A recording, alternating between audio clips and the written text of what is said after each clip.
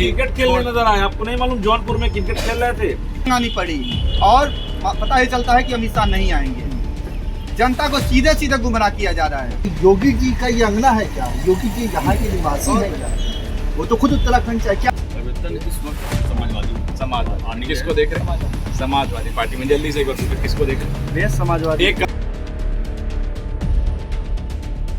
इससे पहले जब हम बातचीत कर रहे थे तो एक व्यक्ति मिले, उन्होंने बड़ा ही अच्छा गीत गाया कि मेरे अंगने में सपा का क्या काम है। आपको बता दें, हम गोरखपुर सदर की सीट पर हैं और यहाँ से पहली बार उत्तर प्रदेश के मुख्यमंत्री योगी आदित्यनाथ विधानसभा का चुनाव लड़ रहे हैं। तो कहने का मतलब वही है कि ये योगी आदित्यनाथ का गढ़ है गोरखपुर सदर। तो उन्होंने इसलिए वो ये गीत गा दिया कि मेरे अंगने में सपा का क्या काम है, मगर कुछ जनता मेरे आजू बाजू में बैठी हुई है। देखने से ये युवा लग रहे होंगे, उम्मीद ये भी है कि रोजगार की तलाश में भी होंगे। तो आज जानना यही है कि गोरखपुर सदर के युवा क्या योगी आदित्यनाथ के कार्यकाल से खुश हैं? क्या योगी आदित्यनाथ के कार्यकाल में इन युवाओं को रोजगार मिला है, या फिर जिस तरीके से प्रयागराज में रोजगार मांगने पर लाठियां मिली, इनका भी कुछ हाल वैसे ही है या कुछ अलग है? ये सारी बातें पूछेंगे और दूसरी चीज़ ये भी जानेंगे कि ईवीएम पर बटन टीपते वक्त इन लोगों ने कौन से मुद्दे अपने दिमाग में रखे, क्या सोचा, क्या विचारा और क्या सोच विचार के ईवीएम का बटन टीपा। भाई साहब, आपका नाम? विक्रांत उपाध्याय मेरा नाम। ठीक, सबसे पहले आपसे मैं ये बता दूँ, जो आपने कहा मेरे अंगने में तुम्हारा क्या काम है, मैं बता दूं, एक गोरखपुर की जनता 10 तारीख को बताएगी अंगना किसका और काम किसका है। अच्छा, तो भैया काम बोलता है और काम इस प्रकार बोलता है, युवाओं के चेहरे पर जिस तरह से मुस्कान अखिलेश यादव जी ने जो दिया, अच्छा, जिसने कहा कि जितने भी अभी तक संविदा करती हैं उनको रेगुलर करने का काम करेंगे अखिलेश यादव। 5 साल सत्ते पर और सत्ते के नशे में चूर योगी आदित्यनाथ कुर्सी पर बैठे, युवाओं के बारे में 1% नहीं सोचा। और उनके जो बड़े नेता हैं जो बहुत बड़े झूठ बोलते हैं, उसने तो बहुत बड़े बड़े वादे किए थे, जो कि पहले ही बता दिया था बड़े झूठ बोलते हैं। अच्छा, 15 लाख से लगाए और पता नहीं कितने रोजगार। आपको याद होगा कि, और आपके चैनल के माध्यम से मैं सभी दर्शकों को बताना चाहता हूँ कि जब 2014 का चुनाव था लोकसभा का, और उम्मीद हर घर में लोग बोल रहे थे कि हर हर मोदी, हर घर मोदी, तो उस समय आपके प्रधानमंत्री जी, यानी जो बहुत बड़े जो फेंकू हैं, अच्छा, फेंकू प्रधानमंत्री जी, ये कह रहे थे मैं शर्ट जो पहना हूँ मैं उसका कदर करता हूँ जो शर्ट बनाया है, पहनने वाले का कदर नहीं करता हूँ।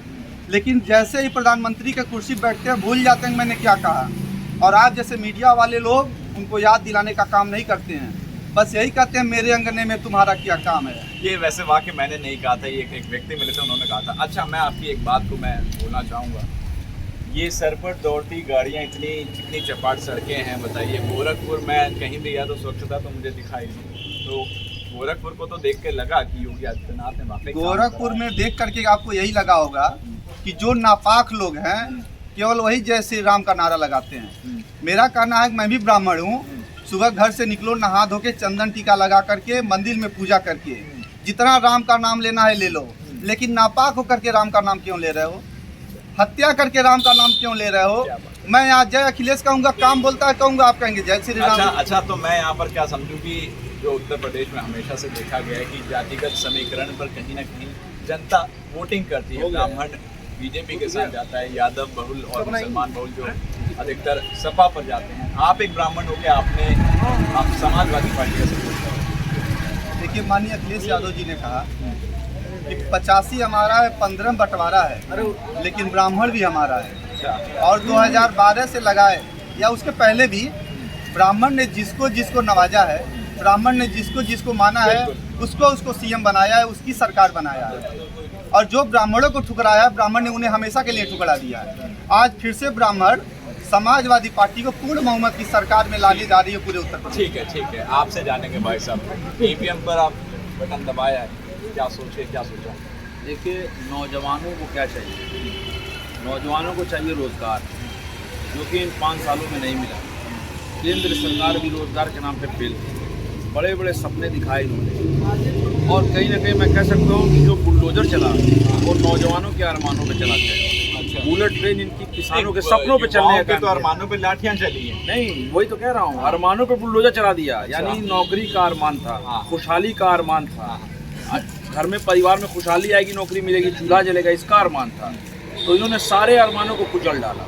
इनके पास कोई विजन है नहीं। ये धर्म के नाम पे लोगों को लड़ा लेते हैं, कब्रिस्तान शमशान की बात करते हैं, मंदिर मस्जिद की बात करते हैं। इनके पास अपना कोई विजन है ही नहीं। ये चुनाव में नहीं हारने लगे तो 80-20 पर आ गए।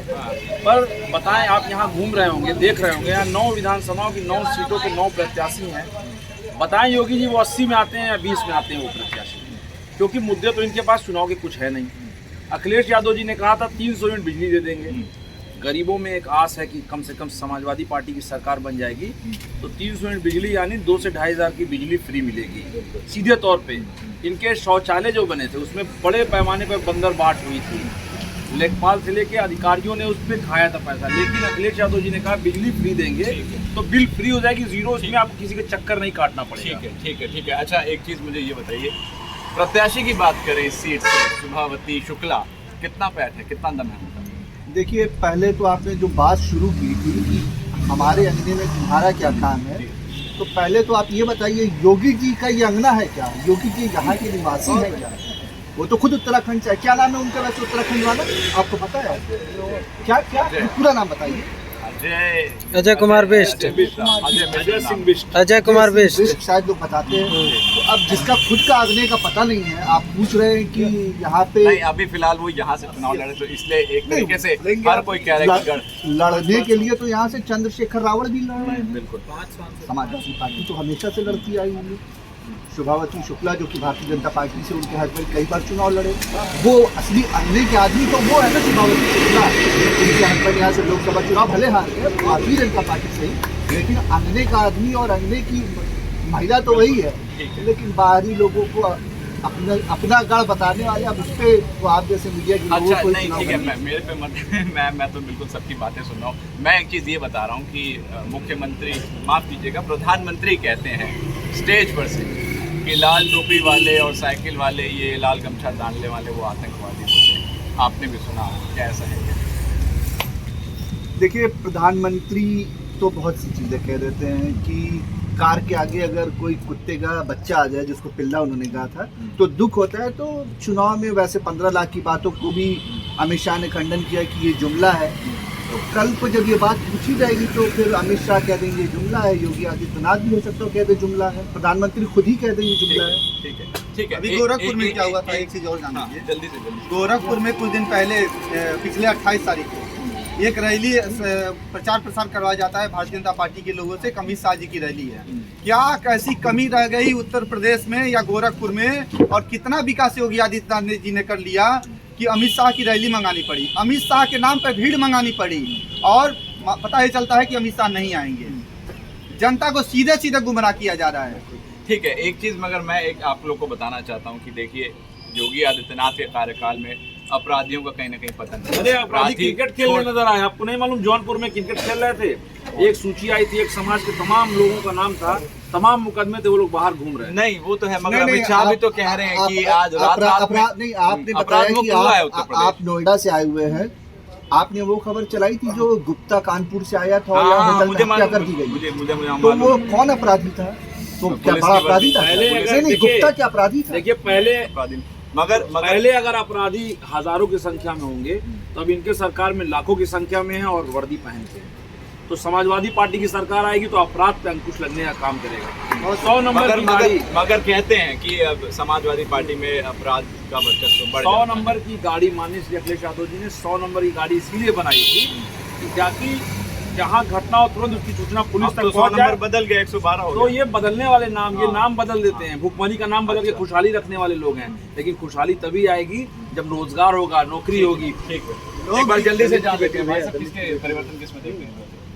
परिवर्तन इस वक्त समाजवादी किसको देख रहे हैं? समाजवादी पार्टी में। जल्दी से एक बार पूछो, किसको देख रहे हैं? भैया समाजवादी। एक कारण कोई जल्दी से बता दीजिए भैया ये बताइए, ये दलित की बेटी को जला देते हैं दिन दहाड़े, ये सरकार कहते हैं कानून व्यवस्था सही है, ये इनकी व्यवस्था एकदम अर्थव्यवस्था एकदम खराब है, सब खराब। कानून व्यवस्था पे आपने लगाम लगाया है और ईवीएम पे बटन दबाया आपने। समाजवादी पार्टी। समाजवादी पार्टी चलिए ठीक है। अधिकतर यहाँ की जो गोरखपुर सदर की सीट है समाजवादी पार्टी की तरफ देखने को मिल रहा है इनका जो रुझान है। फिलहाल 10 मार्च तक आप इंतज़ार कीजिए, हम भी इंतज़ार करेंगे और 10 मार्च को तय हो जाएगा कि उत्तर प्रदेश की गद्दी पर सत्ता दोबारा से रिपीट हो रही है या फिर हमेशा से परिवर्तन होता है। तो क्या इस बार भी परिवर्तन होगा या नहीं, आप देखते रहिए न्यूज़ ऑन इंडिया।